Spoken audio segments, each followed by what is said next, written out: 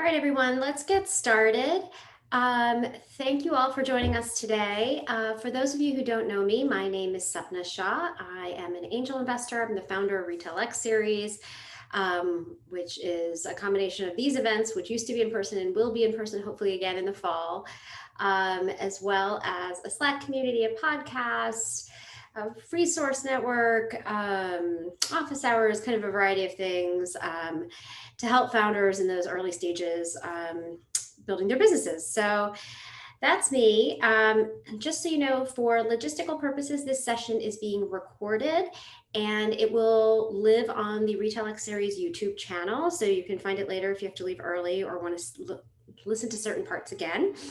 We will have a moderated fireside chat format. So we'll be kind of doing my Q&A for the first half an hour, and then there'll be time at the end for your audience questions. You can put them in the chat now, or you can wait till we get to that part. Either way works. And so without further ado, welcome, Cynthia. So happy to have you here today. Thank you, Sapna. I'm so excited to be here and talk to you all. Great. So let's start with just tell us a little bit about you and about Stix. Yes. So hello, everybody. I am Cynthia. I am one of the Stix co-founders. And at Stix, we create the health tools required to make confident health decisions. So we really focus on the health of women. And that means that we have physical and digital products that focus on great product, great education, and great community. Right now, we have things like pregnancy and ovulation tests and UTI products, and we're launching a ton of new stuff later this year. And then we also have our kind of platform side, which is really focusing on building those education and community elements. Amazing, amazing. And so we're here to talk about how you raised your seed round. But before we get into kind of your most recent seed round, what other money did you raise prior to this round? If you could just sort of walk us through sort of when you raised it and sort of when you launched, kind of a little bit of a timeline.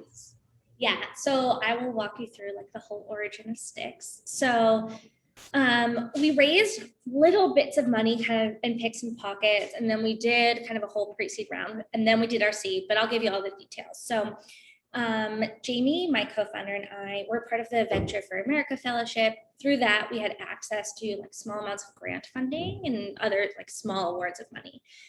We were able to use that back in 2018, which feels like 100 years ago right now, to really get product samples and buy the getstix.co. We couldn't afford .com, but the getstix.co domain, and do those sorts of really early basic things to set us up. We then raised our first actual money in December of 2018. We were at a Venture for America event, which is their big fundraising event for the year. And we got up and talked about Stix, and in the room happened to be a great angel investor. And he came up to us after and he said, hello, this is who I am. This is what I do. I think you're really interested. And I said, great, let's get coffee tomorrow morning.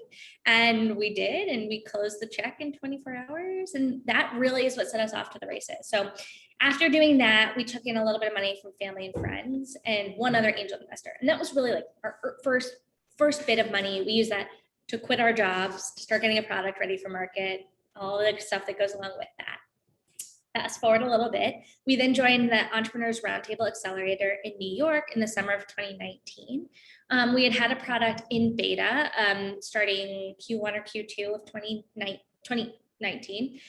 So I had a couple months of data, and that's really, we use the insight, that data, and a lot of our experience to help move us into the accelerator. And then coming out of the accelerator, we had the world's worst fundraising process. We raised about $1.3 million in seed funding. It was horrible. And then most recently, we raised a $3.5 million seed round, co-led by Resolute and SWAT Equity. Amazing.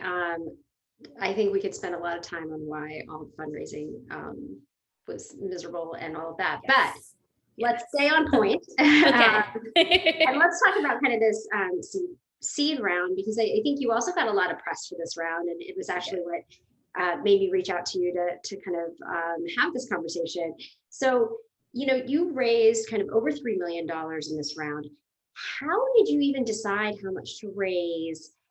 What kind of, obviously you're in business and you have, ongoing business, but what kind of was the motivation to raise that amount, and what are you going to be using it for? Yeah, so there's a couple of things. We had hit some key milestones as a business that we knew we needed to be able to raise a significant size seed. So that was kind of one piece that led us to do it. The other piece was, we looked at our plans, we looked at the financial model, and we said, okay, we have big ambitions. We want to go launch new product categories and hire new people and build digital stuff. And to do that requires capital. And we said, okay, we want this round to give us 18 to 24 months, which is what is always recommended to look for from a round, and figured out, kind of backed out from there how much money we would need. We sat down and said, okay, let's set a high, medium, and a low. So that was really helpful for us in putting that into perspective. So, these aren't real numbers, but let's just say our low was 2 million, our medium was 3 million, and our high was 4.5 million, something like that. That allowed us to say, okay, at these different kind of capital increments, how would that change our plans? What is ideal? And then the last piece of this whole thing is, we wanted to be really aware of our dilution. So we said, okay, like what is the most money we could take at the dilution that we feel comfortable being within for this stage? So kind of a combination of all three of those. Got it. Okay. And at that point at seed, because at pre-seed, so a lot of times there aren't metrics, but at seed, what kind of proof of concept or traction or metrics were investors asking you for? Yeah. So we, everybody, when you go out and you pitch, you're pitching a story about your company, where you are, what you're doing, and where you're going to grow. So much of our story for this round was really about traction, and because something that we've been really successful at so far. So we opened up talking about things like, we're also like we sell a consumer product, right? So we talked about revenue and growth. We have a subscription feature, and we talked about that, really returning customers. And all of that leads to LTV to CAC, which at the end of the day is like the most important metric that investors are going to ask about. Gross margins were really important. I think the other thing that we really think about, in addition to metrics and traction, but along that same line of like where the business is what have we learned and what do we know? What have we de-risked that we can tell investors about? So we would talk a lot about our customer insights. We're really customer first at Stix. It's an important part of our brand and how we built. And so it became a really important part of our investor story, talking about our NPS, talking about our reviews, talking about how we're building a deep relationship with our customer and having different metrics around that too. So that's actually really interesting, because I think a lot of times founders go down the laundry list. I need revenues, I need growth, I need, retention, no churn, whatever whatever the things you're in, but you also need to give the metrics on the things that are special to you and unique to you. And I think that's really interesting that you really focused on sort of this, this customer engagement piece, which is really I don't know that all founders do that or look at things like that. No, I don't think so. And I think so much of it depends business by business, right? I think all those things you just talked about are really important, but they're also table stakes, right? Like you're going to show your revenue, you're going to show your margins, you're going to show your marketing plan. We all know you're going to do that. But what made us special was really customer engagement. Yeah. That's great. So in the process perspective, okay, so you kind of have a sense of how much money you want to raise, or at least a low, medium, and high. You have some metrics that you think are going to be successful for you. Yes. How did you start this process? Did you look for a lead investor first, or did you just start reaching out more broadly? No. So we, and again, the way we approached this round is so different than the last round, because we learned so much from all of the mistakes we made last time. So I think that's an important thing to give. Before we even went out and started talking to people, though, we spent at least 6 weeks preparing everything we would need to do.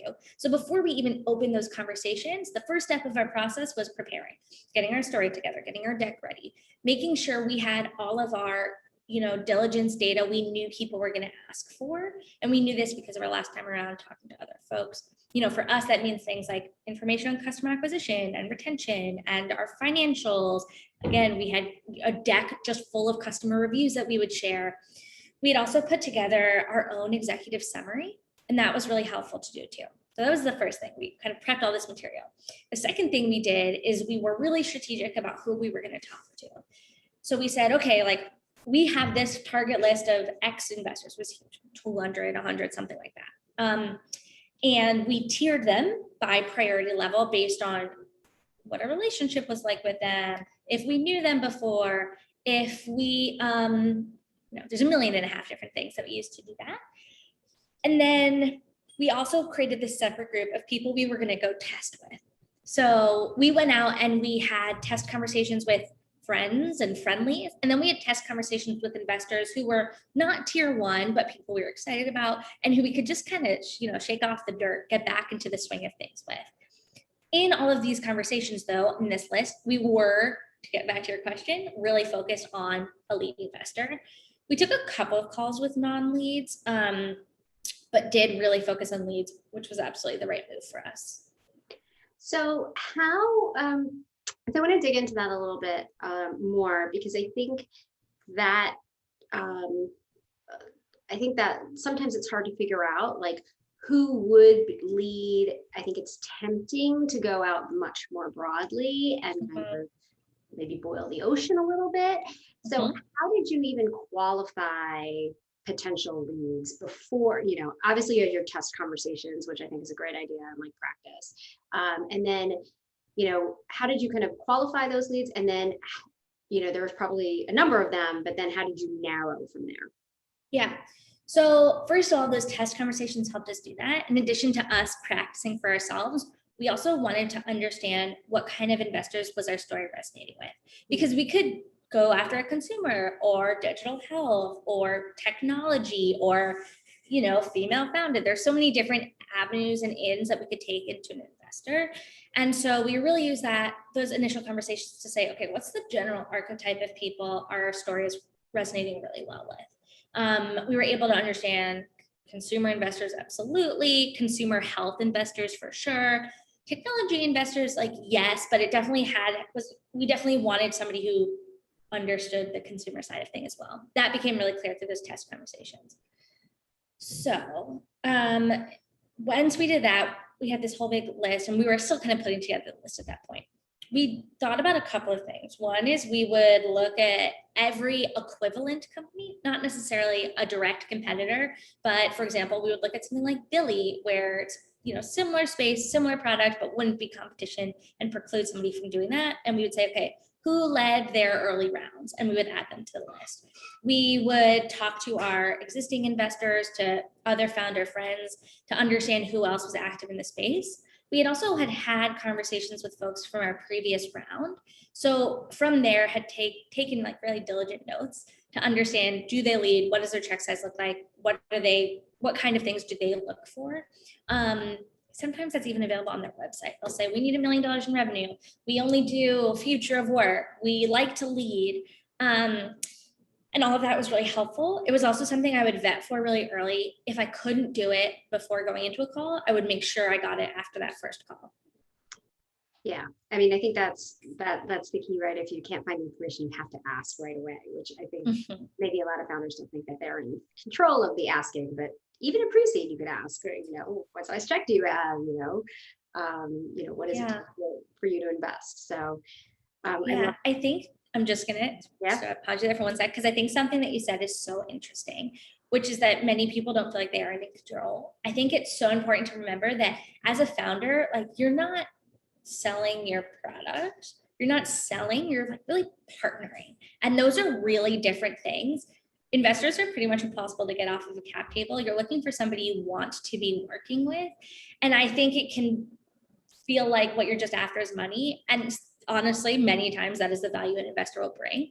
But I think it's really important to remember that you do have authority and decision-making power. And like, I'm sure you're all selling something awesome. So I would remember that.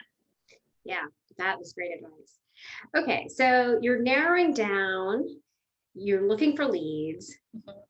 Presumably you found two really leads, right? Two-ish leads. Yes. How did that work? And then what did you do next? Okay, so I'm going to be really tactical with how it worked. Okay, awesome. So we had done all of this prep work to get ready. And that was really, really helpful for us. And then we kick off these conversations and we ran them like a sales process. Like I have a HubSpot CRM that I run our fundraising off of that only my co-founder and I use because it has nothing to do with the rest of the business. And I would say, okay, I had a first meeting, I followed up. I had a second meeting, I followed up. Where in whatever that looks like in each HubSpot card, I would say, do they lead? What is their check size? Any important notes to know. And that was really helpful. Something else that we would do in this whole process is my co-founder, Jamie, would often listen in on a call to help understand hesitancies, concerns, questions, and themes that we were getting so we could best get ahead of things. So we move everything through this like very diligent process, the goal of which is to move everybody to the finish line at the same time and also as quickly as possible. So we're sprinting and running around like crazy trying to get this all to happen. And what happens is we get our first term sheet. We raised this round as a priced round before we had done convertible instruments, and this round was priced, and that was important to us. We get our first term sheet, and then that's kind of all the chips fall from there. We were able to, make some decisions on who we were going to work with, which we were really fortunate to be able to do, and even pull two folks in together to co-lead the deal. And then, so you've gotten those leads and you're now filling out the rest of the round, right? How much of that round was your outreach that you had been doing because of your research, and how much of that was like leads helping you fill out the round? So we were in a very lucky position, and worked hard to get in that position too, that we were actually turning people away from the round. We had way more interest than we were willing to take. Again, all coming down to that idea of dilution. Now I'm thinking, we made space for previous investors, and that's important to us. We also brought in one other fund that was not a lead, and they were like really a strategic addition to what we were doing. That's bullish. They're like amazing consumer investors, really amazing at brand. We knew they were going to be really helpful. And then two other angels, one of whom had brought us to Resolute, our co-founder, and one of whom had done a lot for us in that round. And that was kind of it. That was all we were able to do. Had we not had those other conversations happening and in the works, I know our co-leads would have really helped us fill that out. It was just in our situation, we didn't have to. I mean, that's like the ideal situation to be in, right? And yet it was a dream. But it's challenging to turn people away who might be interested, right? It is hard who you focus on building a relationship with, right? So it was definitely challenging. And you mentioned this, but I just wanted to go back to it. You mentioned that it was really important for you to have your previous investors be able to invest again in this round. And I guess, tell me why that was important to you. Yeah, unfortunately, we could not, our previous round was very much so what folks like to call a party round. We had lots of investors and like one big investor, but no like formal lead in any of that. Again, much different process the first time than the second time. So it was important to us to make sure that the folks who had put big dollars in had the opportunity to come back and do that again. Again, because of the situation we were in, we couldn't accommodate everybody. We couldn't always give everybody all the space that they wanted. But, kind of the two big institutions in our last round, BDMI and Rogue Women's Fund, we wanted to make sure we had space for them, along with some other like really, really strategic or significantly helpful folks. Yeah, it's interesting. And I like what you mentioned that, these people are on your cap table for a really long time and it's a long relationship. And it sounds like you were certainly very strategic about making sure those relationships continue to be good ones.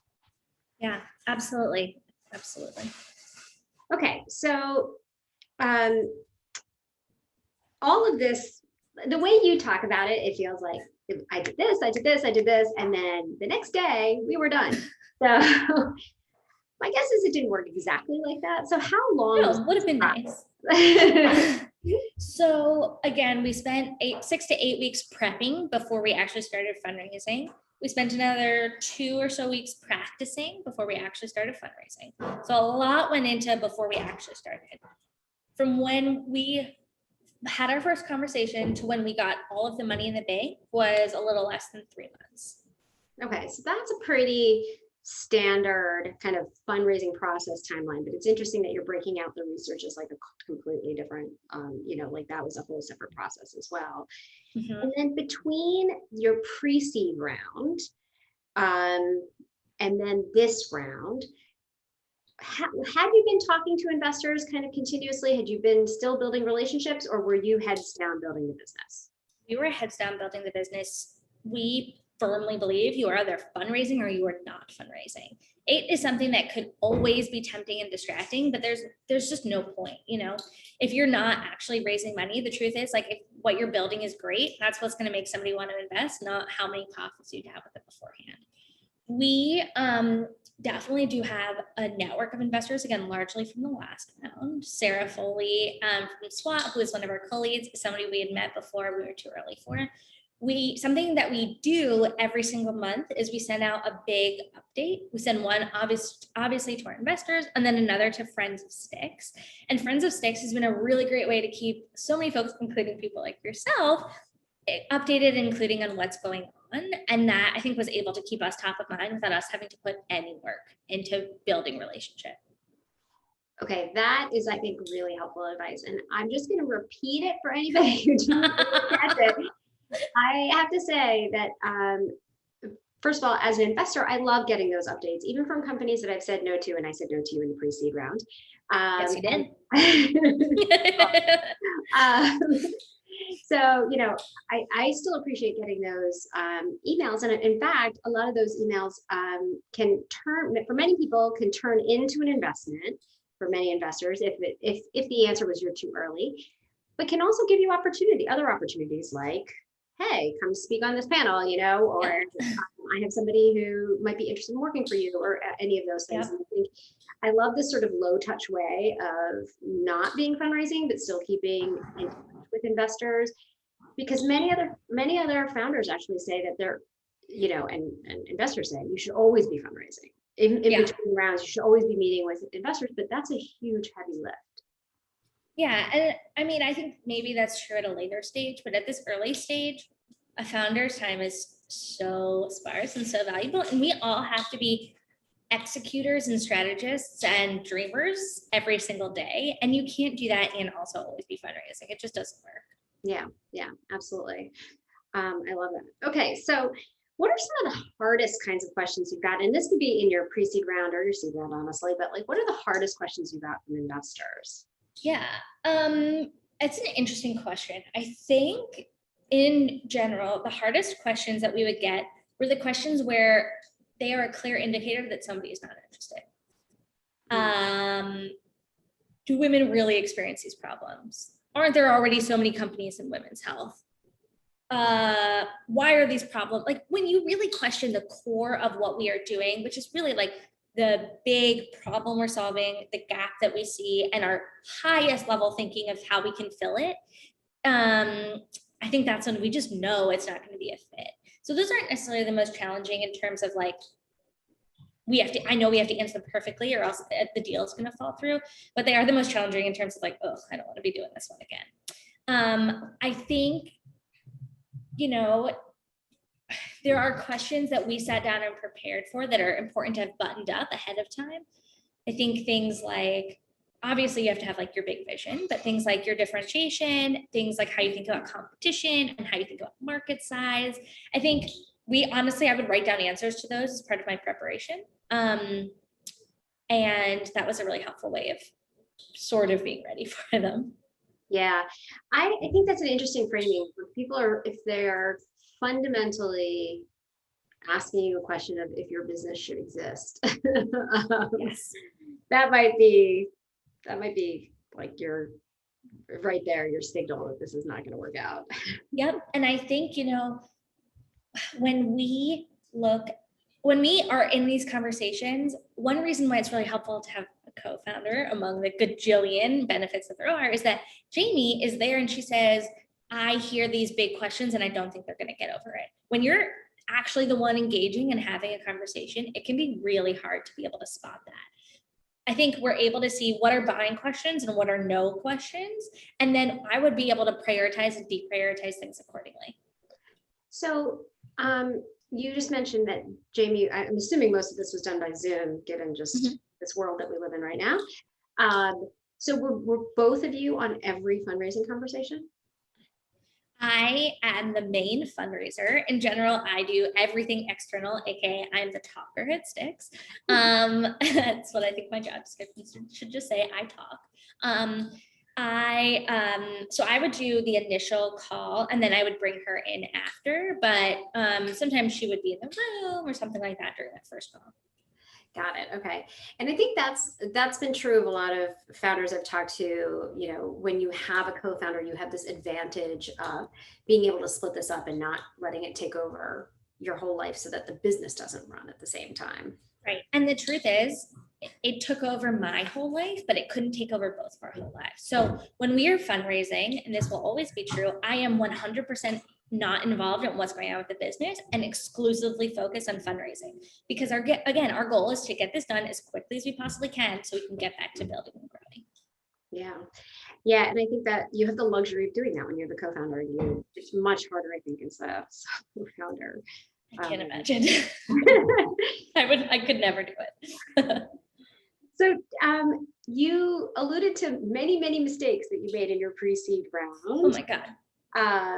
I'm either happy to hear about some of those or also any mistakes that you made in the seed round that you wish you could have rewound and done a little bit differently.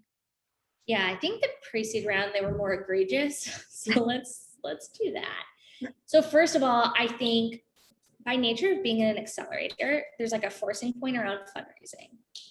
In retrospect, what we should have done, and we should have said, this is not the right time for us to be raising this kind of capital.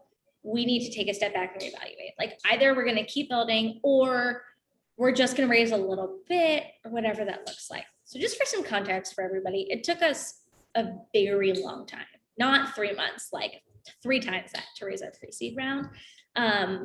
It was exhausting and draining, and we heard so many no's, like 250 no's. It's happening. You were one of them, right? So many no's as a part of that. So I would love to spend a little more time talking about like just that, what that kind of rejection is like. I think a mistake, there are so many mistakes that I personally made in how I handled that rejection, in how I like took care of my mental health during that time, and a lot that I learned that helped a lot for this time. So I think, but tactically speaking for now, I think the timing was a really good one. I think we should have prepared more earlier, like we did this time around, and been totally ready to go. And I think that would have been really helpful. I think we should have listened to signals better. I think, it was clear that a certain kind of investor wasn't going to invest in that kind of round, and we should have like cut our losses earlier. I think in general, when we heard those no kinds of questions, does this really matter? We should have cut our losses sooner and not let people drag us along. Really, we should have like maintained more of our own power in that process. Yeah. And let's talk about the mental health thing, because a 9 months long fundraising process sounds awful. It was horrific. I am in therapy. I haven't been in therapy for a very long time, thank goodness. But I have never experienced anxiety or depression like I have during that process. It is hard to be told no all the time. When you're a founder, I'm sure you all know on this call, your whole self-esteem, your whole worth, your whole heart is in this thing that you have put in the world. And especially at a pre-seed or even a seed round, it's so early. And so much of what you're really telling is your story and yourself and the work that you have done. It's so emotional and it's so personal. So to be faced with 250 no's, and that wasn't just like people I emailed, I had 250 first calls. 250 no's is demoralizing and awful. And I talk about this because I think so often we as founders hear the shiny side. We see the big TechCrunch announcements, and you hear me talk about, it just took us 3 months and we ran this type process and it was really good. But there is this other world to it that is hard and a slog, and you feel terrible all the time. And it wears on every part of your life. It wore on my mental health, it wore on my physical health, it wore on my relationships, it wore on every single thing that I did. So that being said, I think there were some things leading up to this round that I understood were non-negotiables. I knew I needed to take care of myself physically, emotionally, mentally. I knew for me that meant making time to exercise and meditate. It meant not checking emails after 9 p.m. It meant trying to, separate myself from what was going on a little bit and keeping the things that are, my partner, my hobbies, my whole life that isn't just wrapped up in Stix. And that was really helpful. For me, it also meant, again, therapy and medication and really important ways that I could take care of my own mental and emotional health that are incredibly important. Thank you so much for sharing that, because I think we don't talk about that enough. And I know many times, even I as an investor, I say no more than I say yes. I make a few investments a year, right? And that I meet thousands of founders or get thousands of pitches. And I think, we don't mean it to be personal, but I think as a founder, you can only take it personally, right? At those early stages, because your identity is so wrapped up in your business. Exactly. And it's really hard. Yeah. And I think, it's not personal, but me saying that doesn't really help. I think having peers around you who understand what it's like to go through this, for me, this meant this amazing group of largely women that I met through this accelerator program. It meant having a great and supportive co-founder. All of those things really, really helped through that process, and attempt to keep a level head. I think the other reason why it's so important to talk about this is I think so much of startup culture, and especially being a founder, that is glorified is the hustle and the slog and the rejection, and you push through and you're going to be successful. And that's true, but that sucks. That part is the worst part of the job. Fundraising is my least favorite thing I will ever do in my career. It sucks. And I think it's important that we start talking about that, and that we say this is really hard. It's really hard to do for so many reasons. And that doesn't make me weak or not a good leader or not a successful fundraiser. And in fact, I've built a great business, but we should all know that this is hard and that's okay. Yeah, absolutely. Absolutely. Okay. I still have more questions, but I want to move on to audience questions, because I know we already have a bunch in the chat. So Cynthia, I'll read them out just so we have them for the recording. And we'll just go one by one. Okay. Cool. So the first question, I think you've mentioned this, but what were the amounts you raised in each round? Yeah, family and friends plus accelerator, all that together was maybe 250K. Our pre-seed round from there was 1.3. So going into a seed, we had raised 1.5 million, and then our seed was 3.5. Got it. Okay. And the next question from Dina is, what did you do to account for founder salary? And I'm guessing this is in your seed round. Is that part of what you raised for? Totally. Salaries for ourselves and our employees are important. 4 months before we quit our full-time jobs to start a company, I had bought a house with my partner, which was a ridiculous thing to do in retrospect, but whatever, that's where we were. And so I knew that I couldn't not take a salary. No investor has ever questioned that. I'm going to say that maybe 3 times over. Nobody has ever pushed back on us paying ourselves. We haven't paid ourselves very much, but we've paid ourselves enough so that we can live and we're not draining our savings. And it's really important to us to be able to do that.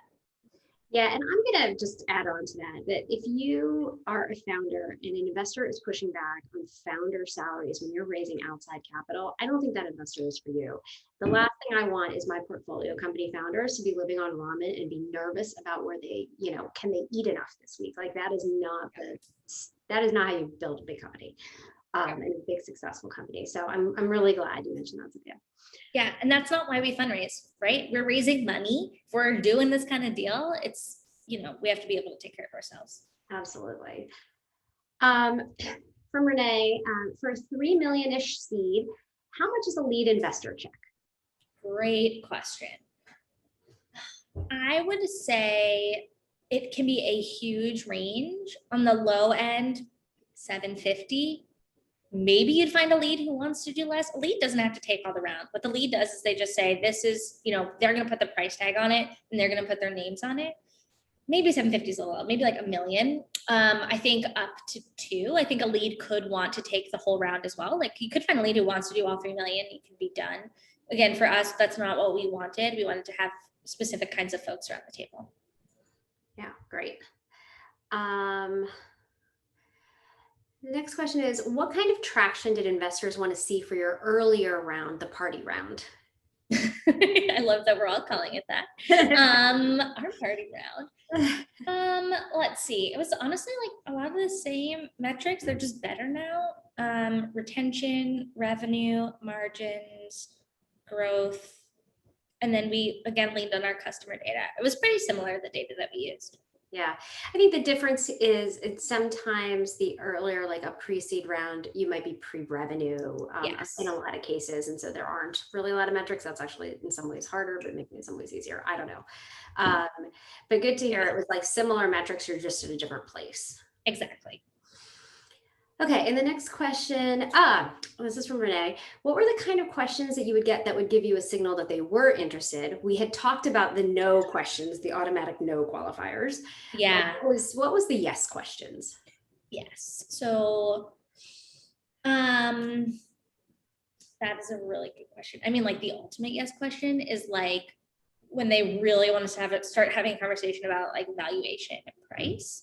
I think timing can be a yes question. It depends on who you're talking to. If you're talking to like an associate or principal, they're asking you those questions at a fund. I mean, they're asking you those questions to kind of tick a box and like put it in their own. If it's a partner who's asking you those questions, that's largely an indicator. I think I would think about it as any questions they need to ask that are around actually buying. I think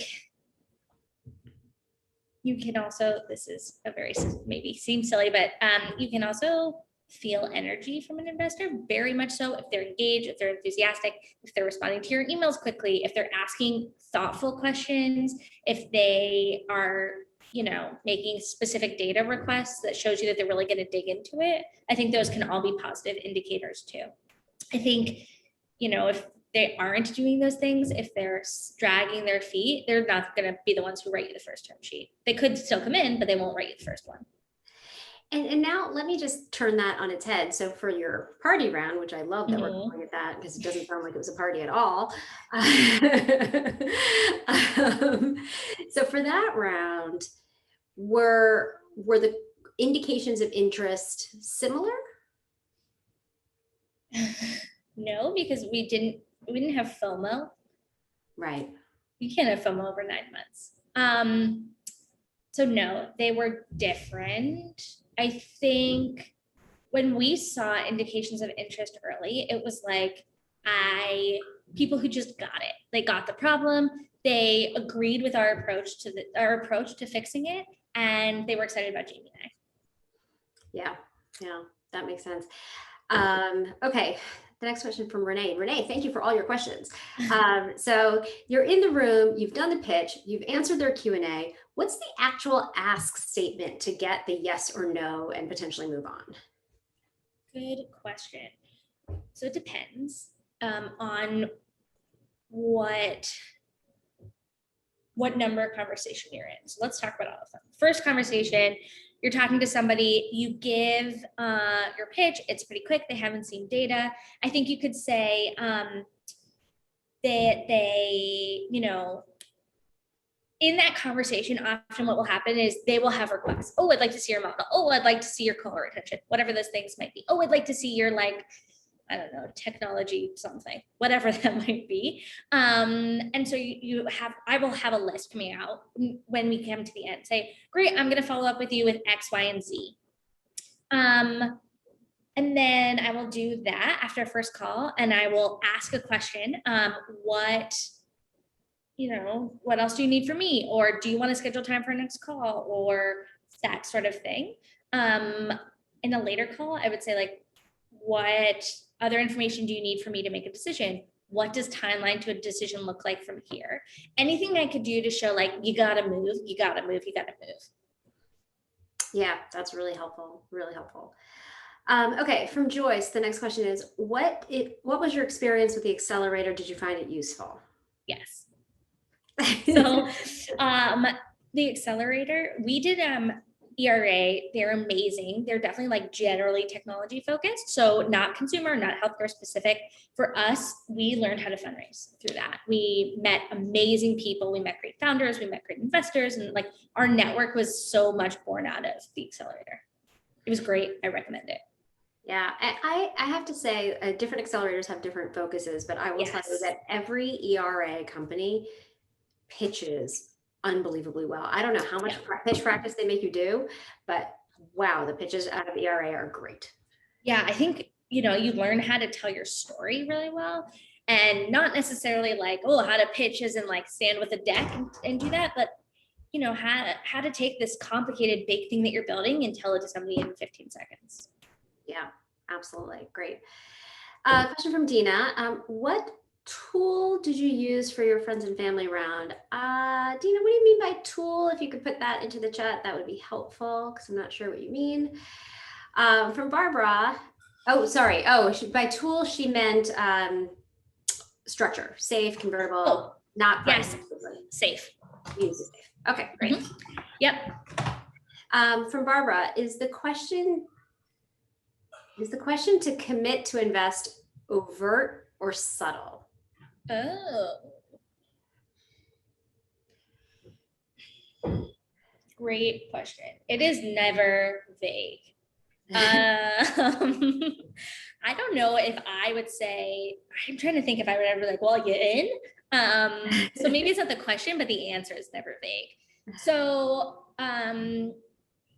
the answer would often, here's how it would work when somebody would say yes and they want to lead. We would have a couple conversations. I would get to know them in some cases over the course of 3 weeks, in some one case over the course of a week, which was insane.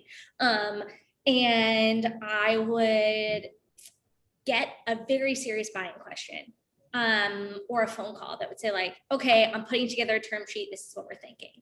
So at that point, it's not an offer, but it's a verbal offer. So that's not a buying question. That's a verbal offer. It might come over email. It might come as a phone call. It might come as a text, smoke signal, whatever. From there, I would then get a term sheet in my email that they always have some exploding, and I would try to push back that date as much as I can to buy us as much time. But there's not a question of whether or not it was never vague. Yeah. And when you were kind of moving forward, onto this question because I'm now very interested. So if you're moving forward with potential lead and you think things are moving in the right direction, but you haven't quite gotten a term sheet yet or a verbal, like we're gonna put together a term sheet, how did you like, especially if you felt like maybe somebody was waffling or you're, slow playing maybe a little bit, did you basically go and say, hey, like we've answered all these questions, are you going to invest? Or were you trying to move it along a little more subtly, like, what else can I get you? What other information do you need? Totally depends on where you are. If somebody is dragging you along, if you have had 5 calls and 4 diligence request emails, like they're stringing you along and it's time to ask. I think if it's a conversation that is moving and they seem excited, I would do a couple of things. It's like, one, I would share some momentum, like, listen, we're talking to other funds. What is your timeline to decision? That's always how I'd phrase it. Timeline to decision. What does it look like to get to a decision? What do you need for me to make a decision? And not necessarily open-ended, like, what else do you need? Yeah, I think that's a really great way to phrase it. And it really pushes people to kind of get to the point. Yeah, exactly, because people could spend forever making a decision. Yeah, absolutely. Okay, from David, you hear the phrase often, investors invest in lines, not dots. And it sounds like you might slightly disagree these days. Were you able to meet new investors and close them within a month or less? In essence, you didn't need a long relationship with investors in advance. I 100% believe that. Okay. Yeah. Yep. And not necessarily like, Sarah, we had known for a while. She'd been following us, but Mike, it was a week. So. Yeah. From Barbara again, do you get pushback with safes or are they generally acceptable now? It's generally fine. I would say they're more common on the West Coast than the East Coast, but it's not really a big issue as long as your cap table is relatively clean. Got it. Joyce, how long did it take between your pre-seed and seed round? Was pre-seed mostly for proof of concept? At the time, I would have said no, but now I'm probably saying yes. I think I'll probably say that about our seed and maybe even our A too, I think more than proof of concept, we think about it as de-risking. In our case, it was not very long between seed and pre-seed because of market factors, because of our growth, because of a lot of things. I think we could have waited longer. I don't think it matters tremendously either way. Got it. Okay. Barbara asked the question about safes because she's an angel, and a lot of the members of her angel group don't like safes and won't invest in them. So good to know. Yeah. I would say they may be missing out on deals if they won't do safes. Well, interestingly, Dina also says that angels in her region are trepidatious about safes because it's technically not debt or equity, which yes, that is all true and all real. I will say far fewer people care about it than don't. Yeah. I think it's interesting because I would say for a while, it was definitely, there were fewer safes being done in New York, but I think that has totally changed. I think so too. I think now, like literally the pandemic till now, also just all of a sudden there's universal access to capital in a way there was never before. And we are, for context, headquartered in Philadelphia. I think in 2019, people were like, what the hell? Why are you in Philadelphia? And now people are like, oh, you're so smart. You're so ahead of the trend. How things can change. Yeah. I have one more question, and we have time for a few more if anybody wants to put any in the chat. But so thinking about kind of your party round, your seed round, what's the one thing that we haven't talked about here so far? The one piece of advice you would give to founders who are about to start the process? Ask for help. That's my advice to founders around everything is I am constantly, how many 2 days ago, I'm constantly amazed by how generous people are with their time, especially other founders. We all get it. We've all been there before. I think in the spirit of that, my email address, Cynthia@getstix.com. I'm here to help if you need to. I think founders are always willing to read a deck, answer a question, help give you insight on an investor, maybe even make some introductions. And yeah, I would say ask for help. Yeah, I think that's really good advice. I think even other investors and mentors and people in your accelerator, all these people are there to give you help for sure. Okay, from Renee. Again, Renee. When you're in the first conversations with investors and no commits yet, but somebody asks how much is committed in your round so far, or where are you in the fundraising process? How do you respond without saying, I don't have anything yet? Yeah. And she also adds that I've heard the phrase, we have blank soft circle. Does this work at all to build FOMO? It can. There's so many different ways to build FOMO. I think for us, for a long time, we were just about to start fundraising and we were giving people early access. Then we had just started fundraising, just kicking off conversations. And that was the answer until we actually had momentum. So once conversations were going, then I'd say, oh, we just started, but we're already in diligence with a handful of folks. Oh, we just started, but we're in late stage conversations. We're in final partner calls. That is like the really effective way to create FOMO. I think depending on the kind of round you're doing, if you're looking for a lead, I don't personally think it like particularly matters how much you've committed because they will want to help you figure out exactly what the rest of the allocation, that's the word, what allocation is going to look like. Yeah. And actually to that point, and perhaps you had this experience or perhaps not, were your leads looking to have a certain, not just check size, but a certain percent of the round? And it sounds like, you were also oversubscribed. So there was a lot of issues around that as well. But, were they looking to get a percent of ownership? They were not looking for a percent of round. They were looking for exactly that, a percentage ownership. Yeah.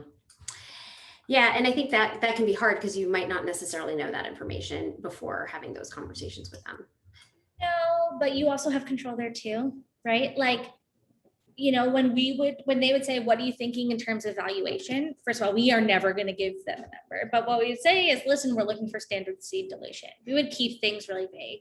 And then when we got just getting a term sheet, that's at the end of the conversation, right? You can negotiate from there. So when we get term sheets, we'd say, okay, like, we like X, Y, and Z, but this really doesn't work for us. X doesn't really work for us. And, their allocation can be part of that. Yeah, makes sense. Let's see, I think here we go. from Catherine, for the friends and family round, if there were a number of smaller checks, how did you keep that clean or clean it up on your cap table? And how did you set those terms? We haven't cleaned it up. It's now converted. They're on the cap table. Our cap table is kind of big, but it hasn't been an issue. It's pretty fine. Like there's nothing crazy or weird hidden in our cap table. And so it hasn't been an issue to it for us at all. How we set terms. So the friends and family round, we actually raised on an uncapped safe with a discount. Then when we raised our pre-seed round, AKA what we're calling our party round in this call, we have then moved it. We put a cap on the safe for that round. So we went back, those were our family, our friends, our very first supporters. We wanted to do right by them and all the ways they did right by us. So we went back and we capped it at that. And for us, that was totally fine. Yeah, that's actually interesting because I think a lot of founders don't do that. I think they have, they don't uncap the first friends and family round. They just find like some random. I think you could just do that too. I would say like talk to a couple of other people about the number they use and just do that. It's not going to be a significant amount of dilution. Little like. Okay, from Joyce. Did you have experience with investors who said, I'll help close the round with 100K after you have raised X? Yes. Better to wait or close the deal with them, get that check first. Like, how do you manage that? That's like not so helpful, right? I'm interested, but let's talk after you have a lead. Like once you have a lead, it's not hard to fill out your round. Regardless of where you are, getting the lead is the hard part. Filling out the round is the easy part. That's a really annoying answer. And I'm sorry if somebody is saying that to you. I think, again, you could use that for momentum and FOMO. You could consider that soft circled. That's frustrating. I'm sorry. I wouldn't lean on it too hard. Yeah, I think that happens a lot in the earlier rounds versus like later rounds. But yeah, it's challenging for sure. Okay, I don't see any more questions in the chat. Cynthia, is there anything else you'd like to add that we didn't talk about today? Let's me think. I don't think so. Like be well organized, run it like a process, be kind to yourself and ask for help. I love it. Maybe I should have titled this one Ask for Help in general, because I think that is such good advice for sure. Well, thank you so much for your time today. Really appreciate it. I think this was a great session and a lot of great questions. So thank you to the audience. A couple of logistical things. For those who aren't already, after this meeting, you'll be put on the RetailX email list, and that will be important because we don't have any more sessions this summer. We will start again in September and maybe in person. So, please in person. And like I mentioned, the recording of this will be on YouTube. You'll receive an email about that as well. And in the meantime, have a wonderful summer, everyone. Looking forward to seeing everyone in the fall. Thanks so much for having me. It's so great to meet you all. Thank you. Bye-bye. Bye.